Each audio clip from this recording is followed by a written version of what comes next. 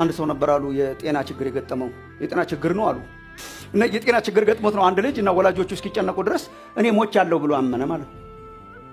እና በቃ ሞቻለሁ ብሎ ከሰው ጋር ያወራ ምን አይል ምን ሆነ ነው ሲባል ሞቻለሁና እንደ ሞተ ሰው ለመኖር ነው የሚሞክረው ኢንተራክት አያረግም ስራ ማይሄድም ትምህርት ማይሄድም ሞቻለሁ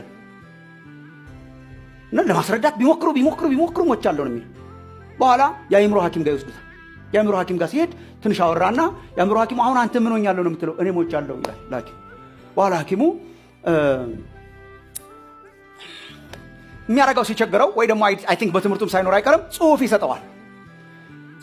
እሱን አንብቦ እንዲመጣ ማለት ነው ይሄንን አንብብና የሚቀጥለው ሳምንት አይሃለሁ አለው እና ያንን ጽሁፍ ወሰደ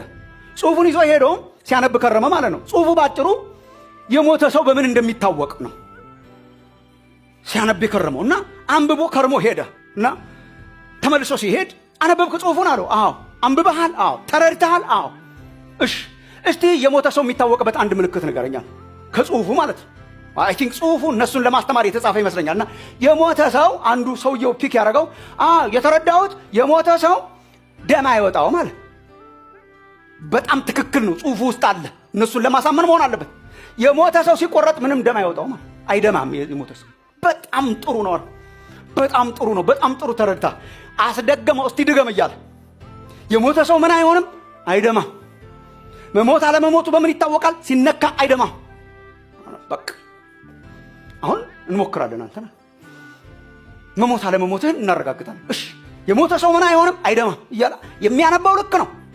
አይደማም ሲል ከዛ አመጣና በትንሽዬ ነገር ጠቅ አድርጎ እጁ ላይ ቋጥ ሲያደርገው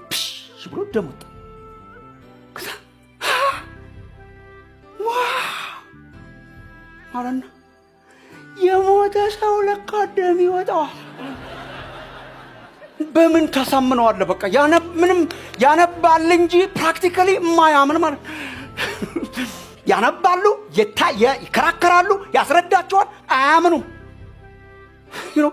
መጽሐፋቸውን እየጠቀሰ ምን አይነት እግዚአብሔር ይጠብቃችሁ ከእንደዚህ አይነት ሃይማኖት እያነበበ ግን አያምንም